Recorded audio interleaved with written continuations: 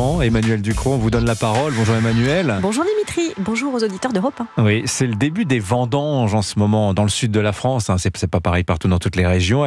Donc ça a commencé notamment en Languedoc-Roussillon, où l'ambiance, vous nous dites ce matin, est morose. 2024, ça a été une année difficile pour la vigne française. Et oui, après la sécheresse de l'an passé qui a frappé très fort, cette année, ça a été les grandes eaux sur une partie de la vigne française. Et qui dit excès d'eau dit mildiou. Vous savez, c'est un petit champignon qui attaque les grappes, et puis il dit aussi grains qui se forment mal.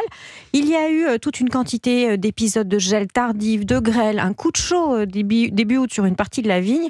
Alors on est au tout début des vendanges, ça commence à peine, mais on sait déjà que ce sera une petite année en volume. On sera bien en dessous des 48 millions d'hectolitres de 2023, dans le Languedoc-Roussillon, qui est la plus importante zone de production française. Après les premiers sondages, les premiers coups de sécateur, on s'attend à une baisse de 25 à 30% des récoltes. Mais c'est énorme, ça fait un moment que la vigne française est en crise. Le changement climatique l'a fait souffrir de plus en plus avec ces excès en tout genre que je viens de vous expliquer. Dans le Languedoc, on en est à 4 mauvaises récoltes consécutives. Les ceps sont épuisés, les viticulteurs aussi. Cultiver la vigne, c'est de plus en plus difficile, de plus en plus coûteux et de plus en plus risqué. Alors les consommateurs, eux aussi, changent. Oui, le secteur du vin en France est confronté à un changement profond des marchés.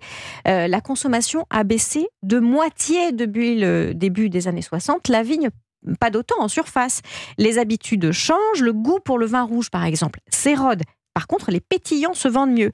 Et puis, nos vins s'exportent plus difficilement qu'avant. Résultat, la France produit trop de vin. L'année dernière, il a fallu en distiller une partie, 3,8 millions d'hectolitres, pour assainir le marché. Économiquement, vous le comprenez, ça coince. Un grand nombre d'exploitations sont maintenant à bout de leur trésorerie. C'est le grand chambardement dans la vigne française, Emmanuel. Et oui, elle est en train de se restructurer comme une entreprise.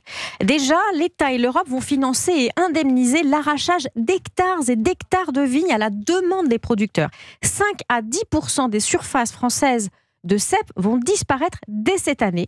Certains producteurs vont carrément arrêter et d'autres vont tout recommencer à zéro. Comment ça, recommencer de zéro ? Il va falloir réfléchir au cépage, à leur implantation, au type de production à privilégier pour qu'elles se vendent.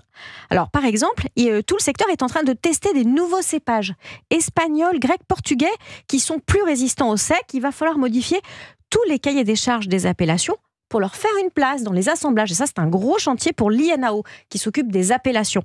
Ça va avoir un avantage. Nos cépages traditionnels, aux fortes chaleurs, font beaucoup de sucre. Ça donne des vins qui sont très alcoolisés et les consommateurs n'en veulent plus. On pourra corriger ça. Mais alors, vous le voyez, ça veut dire des quantités de tradition à bousculer. Le couple cépage-terroir est en train de tanguer un petit peu.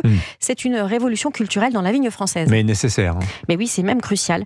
La vigne structure les paysages de France, la vitalité des territoires. Une exploitation agricole sur 5 dans notre pays a une activité viticole plus ou moins importante. Économiquement, c'est absolument crucial.